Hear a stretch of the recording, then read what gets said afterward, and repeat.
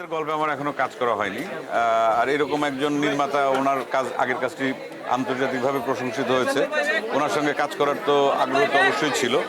আর যেহেতু রবীন্দ্রনাথের গল্প, যদিও এটা সরাসরি রবীন্দ্রনাথের গল্প নিয়ে কাজ না, অ্যাডাপ্টেশন, বা যদি আমি বলি যে ইন্সপায়ার্ড বাই রবীন্দ্রনাথ, তা সেই হিসাবে এটা বর্তমান সময়ের সাথে মিলিয়ে গল্পটাকে সেইভাবে তৈরি করা।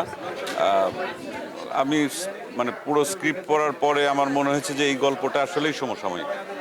কারণ আজ থেকে কত বছর আগে রবীন্দ্রনাথ শাস্ত্রী গল্পটি লিখেছিলেন, সেখান থেকে এত বছর পরে এসেও আমাদের মানে সোসাইটিতে এই রকম ঘটনা বলি বা এরকম চরিত্র বলি বা এরকম আমাদের কি বলবো মনস্তাত্ত্বিক জায়গায় আমরা এখনো রয়ে গেছি, সেটাই আর কি যে বোঝানো।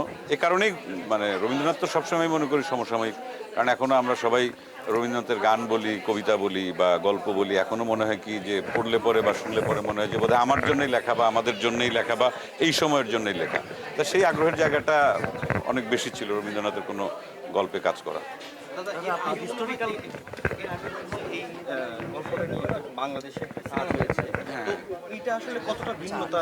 এটা ভিন্নতা বলতে সেটা তো হয়েছে একদম রবীন্দ্রনাথের সরাসরি শাস্তি গল্প অবলম্বনে সরাসরি, আর এটা তো তা না, এটা তো অ্যাডাপ্টেশন।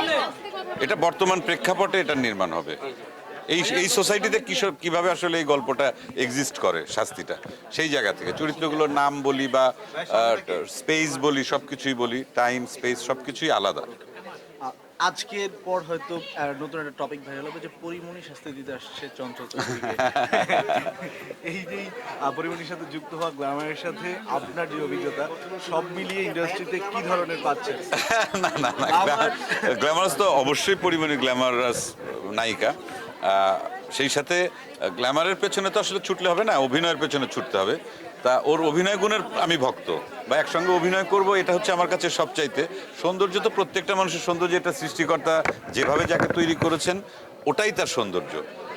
তার যোগ্যতাটা কোনটা এবং তার সে ভালো অভিনেত্রী, তার সঙ্গে কাজ করবে, এটার জন্য আমি অনেক বেশি মানে আমার ভালো লাগা বা আগ্রহ আছে। দমের শুটিং শেষ, এখন পোস্ট প্রোডাকশনের কাজ চলছে। দম তো ঈদে রিলিজ হবে। খুব ভালো কাজ হয়েছে। দেশের বাইরে মানে কাজাকস্তানে আমরা শুটিং করেছি, প্রচণ্ড মানে বিরূপ আবহাওয়ায়, মাইনাস টেম্পারেচারে, এবং মাইনাস মানে শুধু মাইনাস না, আমি এত মাইনাসে পৃথিবীর বিভিন্ন দেশে গিয়েছি, এত মাইনাস কখনো আমার সহ্য করতে হয়নি। -7, 8, 9 পর্যন্ত এই মধু তো খেতে হতো একটু শরীর গরম রাখার জন্য, এই আর কি।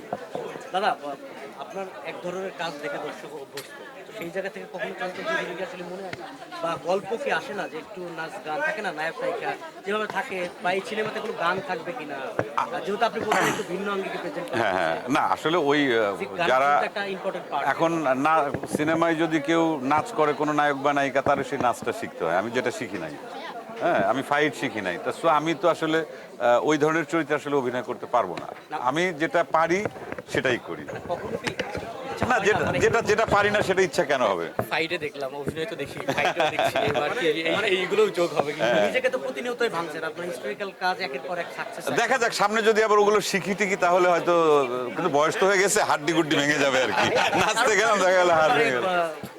না, ওনারা তো বহু বছর নেচেছেন, শিখেছেন, আমরা তো আবার একটু ট্রেনটা আলাদা।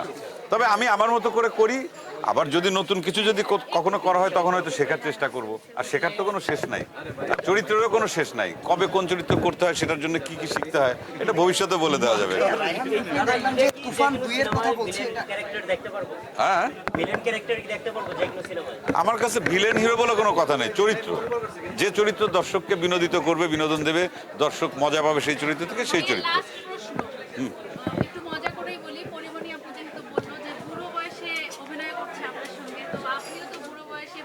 আমি বুড়ো